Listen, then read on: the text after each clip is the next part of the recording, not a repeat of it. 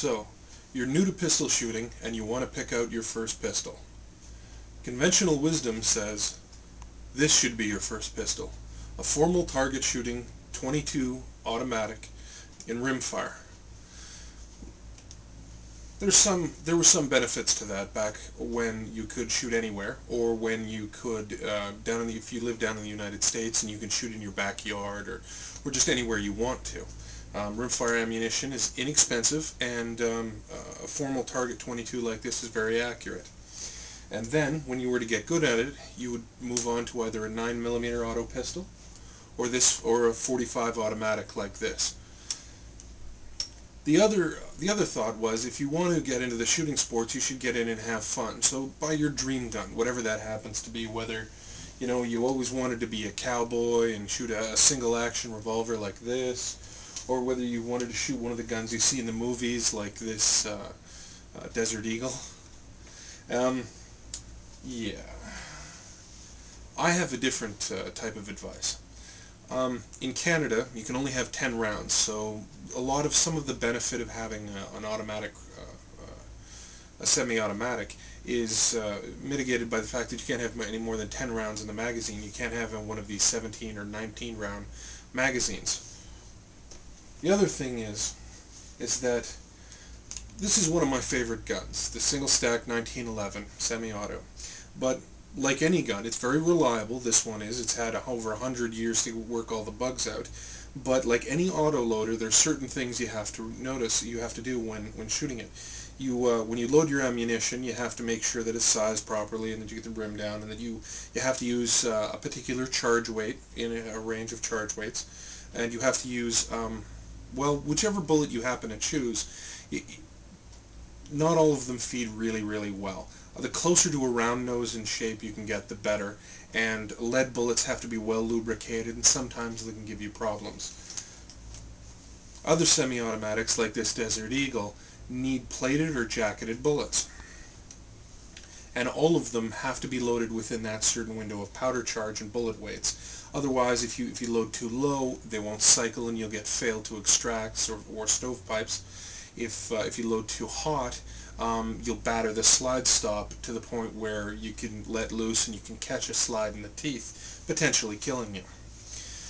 I believe that for a beginner, you should buy yourself a .357 Magnum revolver. This is one of the most versatile types of pistols there is. It never jams.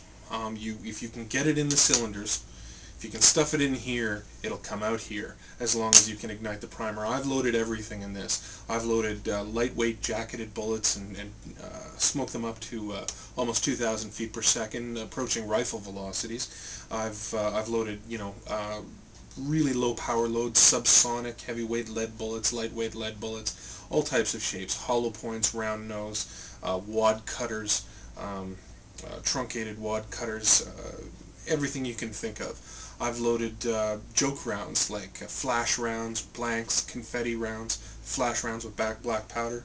I've loaded really low velocity, ultra low velocity practice rounds with nothing more than a Magnum pistol primer and a light lead bullet, and no powder at all whatsoever, and had no problems. The other thing that's really nice about this is if you're like me in a wheelchair, or just an average person who don't like running around picking up your brass out of the grass and the dirt and the mud or the snow if it's in winter, and you will lose some of it inevitably, it's nice because you can just pop open your cylinder and drop your empties into a bucket of soapy water and start the cleaning process right there. You don't have to run around. When you're done shooting, you're done. You can just go clean up a little bit and go home. It's not a half-hour, 45-minute adventure looking for all your brass and wondering if you've gotten it all.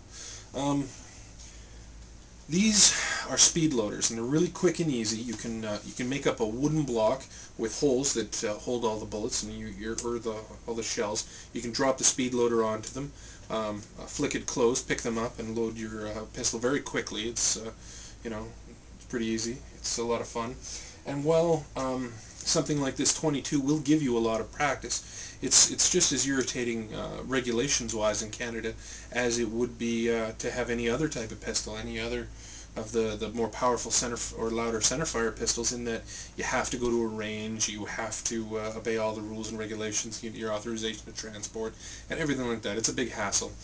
Um, and this is where this comes in. This is an adult air gun. This particular is a Smith & Wesson. It'll cost you about $300 or $400, but it's money well spent. It's extremely accurate, just as accurate or more accurate at short ranges than a powder burner, and is an excellent value. And with this, you can practice at 3 in the morning when you just can't sleep in your house coat in your garage, and it's entirely legal and safe, and the noise isn't loud enough to bother your neighbors. So you can use this to get good. And you can have a lot of fun with this because it is so amazingly versatile, and you don't have to chase your brass. So yeah, and if you get a stainless steel weapon, you'll find that cleanup is a lot easier, and it's less likely to show holster wear or nicks and scratches because the metal is so much more durable.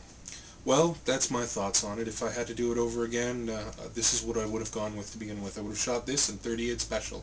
Cheap like borscht, and 38 Special brass lasts a long time, and you don't have to look for it. Alrighty, that's it. Next video.